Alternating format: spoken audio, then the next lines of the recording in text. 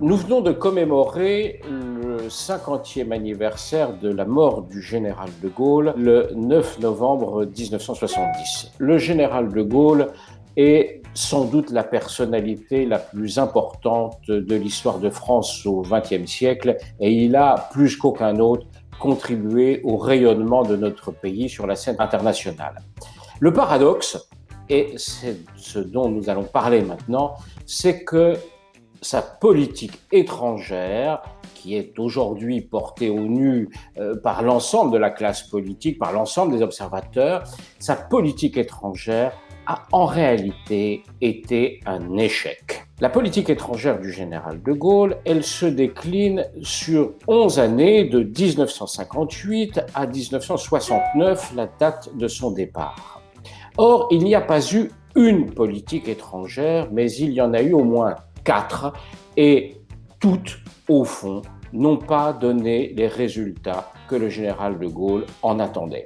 Il n'avait qu'un seul objectif, et à celui-là il s'est tenu, c'était de rétablir ce qu'il appelait la France dans son rang, qui à ses yeux ne pouvait être que le premier, la grandeur. La France devait redevenir ce qu'elle avait été au XIXe siècle, une grande puissance. Ça, c'est son objectif. Comment l'atteindre, cet objectif ? Il y a essayé plusieurs méthodes et ces méthodes n'ont pas marché. La première méthode du général de Gaulle, sa première politique étrangère qu'il lance lorsqu'il revient au pouvoir en 1958, c'est de faire une sorte de triumvirat, de directoire à trois au sein de l'Alliance Atlantique avec les Américains, les Britanniques et la France.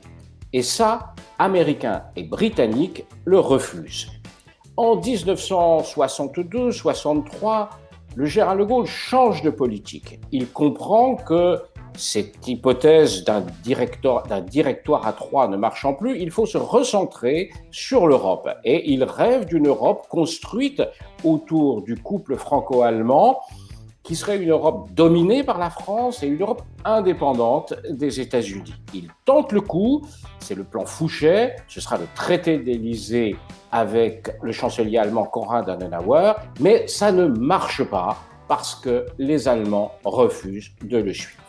Troisième politique étrangère, celle du grand large. Là, c'est celle dont les Français se souviennent.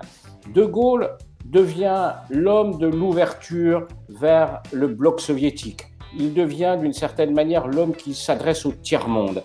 Ça va être la sortie de l'OTAN, le rétablissement de liens de confiance avec le bloc soviétique, la reconnaissance de la Chine populaire, la rupture avec Israël en 1967. Ce sera le discours qu'il va prononcer à Phnom Penh au Cambodge pour dénoncer la guerre du Vietnam, et ce sera le plus spectaculaire de tous, le discours « Vive le Québec libre » qu'il va prononcer à la porte des Américains. C'est très spectaculaire, beaucoup de gens restent marqués par ça, mais ça ne marche pas non plus. Sa troisième tentative se brise en 1968, avec les événements de mai 68 et la fin du printemps de Prague, qui enterre définitivement les espoirs d'une ouverture vers l'Est. Et là, le général de Gaulle va tenter sa quatrième politique.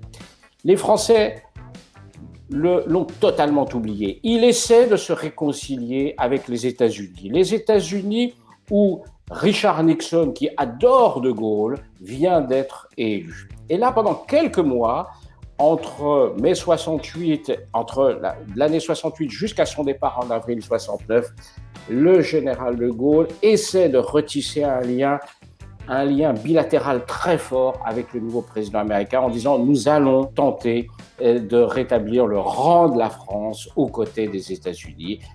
Malheureusement, il démissionne en avril 1969. Ces 4 politiques étrangères successives n'ont pas abouti aux résultats qu'il attendait. On peut ajouter à cela que sa grande réussite, c'est les réformes intérieures, la politique intérieure qu'il va réussir. Et c'est ça qui va lui donner de l'influence au niveau international. Qu'est-ce qu'il fait ? Essentiellement 3 choses. Il donne de nouvelles institutions à la France, celle de la Ve République dans laquelle nous vivons toujours. Il sort la France de la guerre d'Algérie au bout de 4 ans, c'est douloureux, mais il libère le pays de ce poids considérable. Et enfin, il donne à la France une défense basée sur la dissuasion nucléaire qui est toujours celle que nous avons. Ce sont ces éléments, et non pas sa politique étrangère, qui vont lui permettre d'accroître le rayonnement et ce capital politique qui est toujours le capital sur lequel vit la France 50 ans après la mort du général de Gaulle.